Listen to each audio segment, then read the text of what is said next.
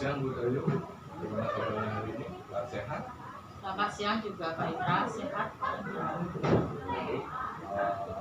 Sebelum kita mulai coachingnya nanti, mari kita diskusi beberapa pertanyaan terlebih dahulu. Nah, yang saya tanyakan terkait dengan alur dan proses percakapan coaching hari ini seperti apa? Alur yang saya ikuti kegiatan coaching hari ini adalah menggunakan alur kita. Yang pertama itu dengan dari tujuan dulu, kemudian identifikasi masalah, terus mencari rencana, dan tadi adalah tanggung jawab pada rencana yang akan dilaksanakan. Baik Bu, berarti akan mengikuti alur kita Ibu kan. Selanjutnya, kompetensi coaching apa yang ingin dikembangkan? Nah, selama ini karena saya merasa kurang di dalam membuat pertanyaan berbobot, maka saya akan mengembangkan tentang membuat pertanyaan yang berbobot. Baik, pertanyaan berbobot ya Bu ya. Nanti Ibu ini mengembangkan secara spesifik apa yang disertasi adalah bagaimana Ibu mengembangkan pertanyaan berbobot tersebut. Lalu indikator ketercapaian dari tujuan pengembangan yang diinginkan seperti apa? Yang nanti saya inginkan adalah melihat kata kunci pada masalah yang diungkapkan oleh coach, sehingga bisa membuat satu pertanyaan yang berbobot untuk masalah tersebut. Baik sekali Bu, jadi Ibu fokus pada kata kuncinya. Ya, sekarang sekian dulu diskusinya. Silakan Ibu lakukan coachingnya. Nanti saya melakukan observasi. Ya, silakan. Nah, bagaimana kabar hari ini? Kabarnya baik Bu Dayu, cuma ini sedikit ada permasalahan hari ini Bu Dayu. Masalahnya tentang apa Pak Agus?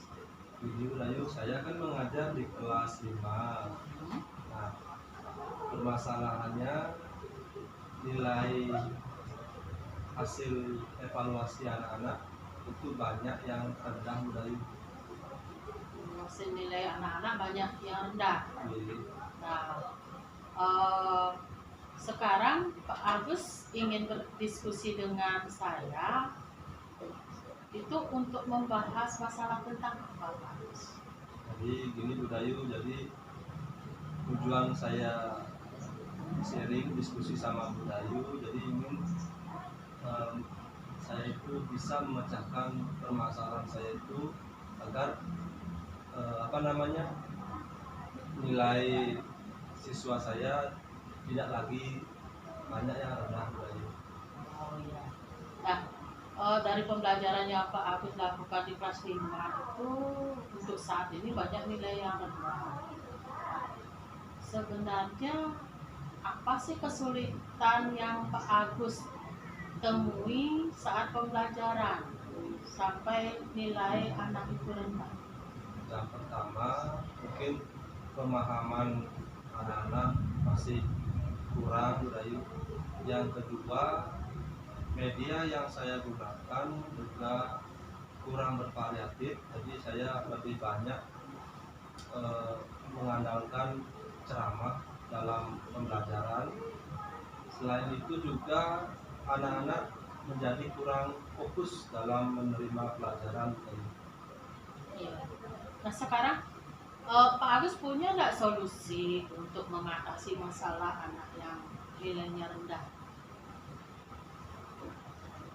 Mungkin solusi ke depan yang akan saya lakukan, pertama saya akan membuat media yang lebih bervariasi. Kedua, mungkin ada murid sebagian gaya belajarnya mungkin berbeda-beda. Nah, mungkin saya akan menyiapkan sumber-sumber belajar yang diminati oleh anak-anak sehingga mereka bisa fokus lagi dalam menerima pelajaran. Iya, berarti nanti hal-hal yang Pak Agus lakukan adalah pertama memvariasikan media, kemudian mencari buku sumber yang sesuai dengan keinginan siswa. Nah, dari rencana itu apa yang ingin Pak Agus lakukan? Misalnya dari media apa yang dilakukan, dari buku panduan atau buku yang menunjang pembelajaran, apa yang akan Pak Agus lakukan? Nah, dalam sumber belajar, mungkin saya akan bekerja sama dengan petugas perpustakaan. Jadi di sana ada banyak sumber-sumber bacaan yang menarik dan berisi gambar-gambar yang menarik. Mungkin nanti saya akan minta bantuan untuk menyediakan sumber-sumber belajar. Kemudian saya juga akan mencarikan video-video pembelajaran di YouTube yang sesuai dengan materi yang akan saya jelaskan. Nah, itu untuk sumber belajarnya. Kemudian media belajarnya, mungkin saya akan memberikan pertama mereka mengeksplorasi sendiri gambar-gambar yang menarik tentang materi tersebut, sehingga mereka aktif mengerjakan tugasnya dan bisa fokus lagi mendengarkan penjelasan materi. Ya, berarti dari media Pak Agus mencarikan video yang cocok untuk anak. Kemudian dari sumber belajar nanti mencari bekerja sama dengan petugas perpustakaan untuk menyediakan sumber belajar tersebut. Nah, sekarang jika sudah berjalan rencananya atau rencana yang sudah Pak Agus susun, punyakah ukuran keberhasilan siswa agar nilainya meningkat? Ukurannya seperti apa? Jadi indikator keberhasilan itu saya lihat nantinya dari setiap pembelajaran, jika lebih dari setengah jumlah anak-anak itu di atas KKM atau standar nilai yang kita tetapkan. Jika sebagian besar sudah mencapai KKM tersebut, maka pembelajaran tersebut bisa dikatakan sudah berhasil. Berarti kalau 50% dari jumlah siswa yang Pak Agus sekarang bina sudah nilainya di atas KKM, berarti sudah berhasil. Ya. Nah, sekarang kapan Pak Agus akan memulai rencana itu? Ya, mungkin dalam waktu minggu-minggu ini tadi saya akan berkoordinasi dulu dengan ibu kepala sekolah, kemudian berkoordinasi juga dengan petugas perpustakaan untuk meminta izin dan meminta bantuannya untuk mau bekerja sama. Ya. Berarti dari paparan Pak Agus tadi, siapa-siapa nanti yang membantu ya untuk rencana Pak Agus akan tercapai sesuai ukuran yang sudah Pak Agus tentukan? Ya, mungkin yang pertama seperti sudah yang dijelaskan tadi, yang pertama tentu ibu kepala sekolah, yang kedua rekan yaitu petugas perpustakaan, dan kemungkinan nanti dibantu oleh rekan-rekan guru yang lainnya juga.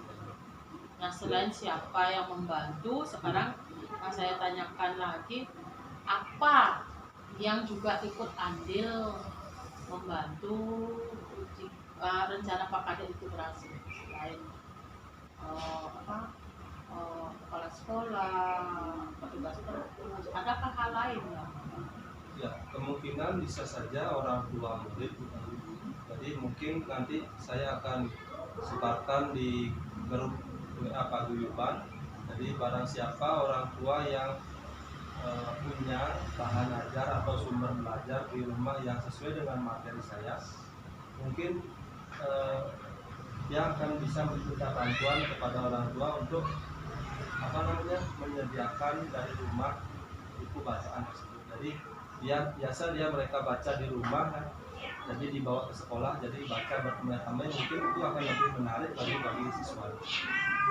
Berarti Pak Agus punya kebutuhan yang lain juga selain daya dukung ya, dari kepala sekolah, dari orang tua, dari rekan sejawat, punya kan kepentingan yang lain lagi agar terlaksana nanti rencana. misalnya dari apa gitu, faktor yang lain selain daya dukung yang ada.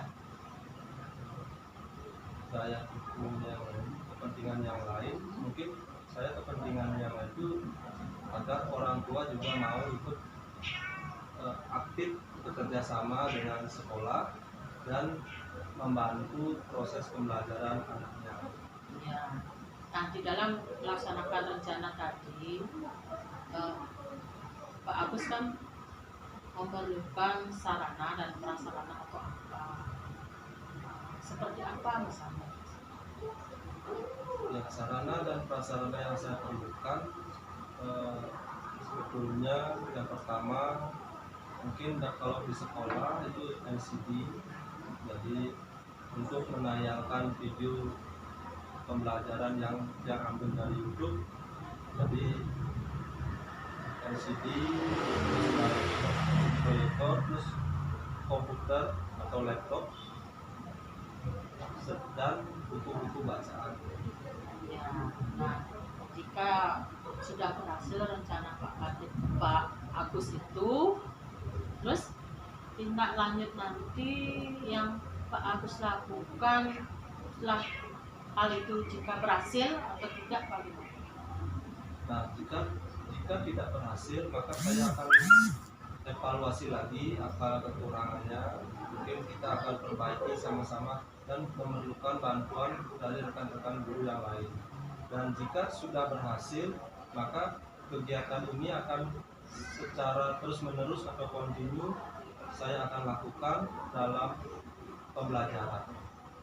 Ya, sudah cukup bagus, sudah luar biasa pemikirannya Pak Agus untuk menangani siswa yang nilainya rendah.